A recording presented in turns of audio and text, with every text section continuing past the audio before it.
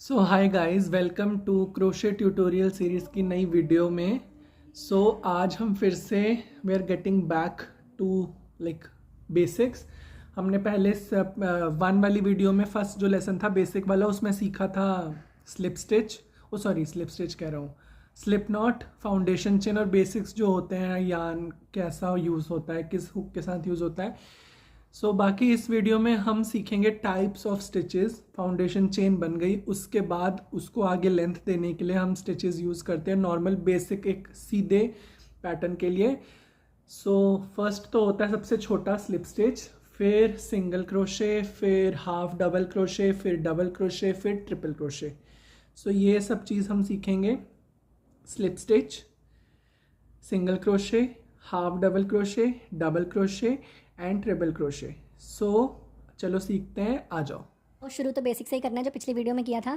पहले slip not बनाएंगे। ये मैंने 4.5 mm का हुक लिया है। स्लिप नॉट बनाने के बाद हम 10 चेन बना लेते हैं। 1 2 3 4 5 6 7 8 9 10। ये 10 चेन हमने बना ली। सबसे पहले सबसे छोटा जो स्टिच होता है वो होता है स्लिप स्टिच। स्लिप स्टिच के लिए हमें क्या करना है, पहला वाला छोड़ देंगे क्योंकि हमें मोड़ना है ना। तो दूसरे वाले में हुक में दूसरे वाले चेन में इंसर्ट करा, पीछे से यान को आगे लाए और जो आगे लाए हैं उसी को ही निकाल देंगे। इंसर्ट किया, निकाला और जो निकाला है उसी को ही हम निकाल देंगे। इंसर्ट किया, निकाला और उसी को ही निकाल देंगे। ये हमारा सबसे छोटा है स्लिप स्टिच। अब इसको खोलते हैं। अब हम करेंगे सिंगल क्रोशे। सिंगल क्रोशे के लिए वही दूसरे वाले हुक में पहला वाला छोड़ देंगे, दूसरे वाले में डाला, निकाला, 2 चेन हो गए। फिर ये एक बार यान को लपेट के निकाल देंगे। ये हो गया हमारा सिंगल क्रोशे। हुक इंसर्ट किया, यान आगे लाए, फिर एक बार घुमा के 2 में से निकाल दिया है। फिर इंसर्ट, निकाला, 2 में से निकाल दिया। इंसर्ट, निकाला, घुमा के 2 में से निकाल दिया। इंसर्ट, निकाला, एक बार यान लेके 2 में से निकाल दिया। स्लिप स्टिच हो गया, सिंगल क्रोशे हो गया। अब चलते हैं हाफ डबल की तरफ। पहले हाफ डबल के लिए पहले हम एक छोड़ रहे थे, अब 2 छोड़कर तीसरे वाले में पहले हमें यान को लपेटना है। यान को हुक में लपेटा अपनी तरफ, ये देखो अपनी तरफ, पहले 2 छोड़ के तीसरे में इंसर्ट किया, निकाला। अब 3 हमारे पास फंदे हैं हुक पर, फिर एक बार लपेट के तीनों में से निकाल दिया। ये हमारा हाफ डबल हो गया। यान को पहले हुक में लिया, इंसर्ट किया, हुक चेन में निकाला, 3 फंदे हैं, अब एक बार लपेट के तीनों में से निकाल दिया। अब डबल क्रोशे कैसे है, सेम ऐसे ही, पहले यान को लपेटा, इंसर्ट किया, 3 फंदे हैं, एक बार लपेट के पहले 2 में से निकालेंगे, फिर 2 में से निकालेंगे। ये देखो क्या फ़र्क है, ये थोड़ा छोटा है, ये लंबा है।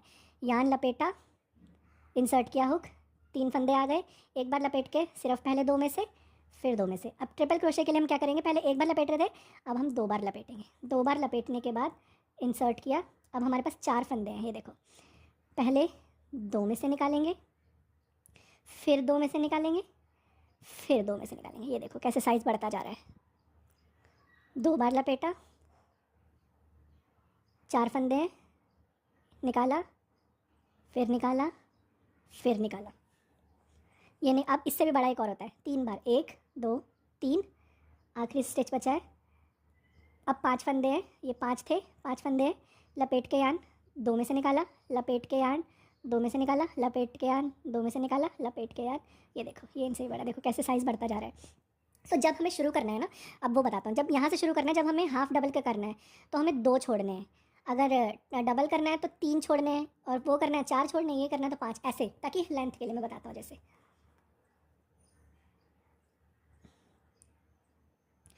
अगर जैसे मान लो अगर नहीं छोड़ना, आपने गिन के बनाया तो 10 बनाने हैं, 10 की, तो यहाँ से शुरू कर देंगे।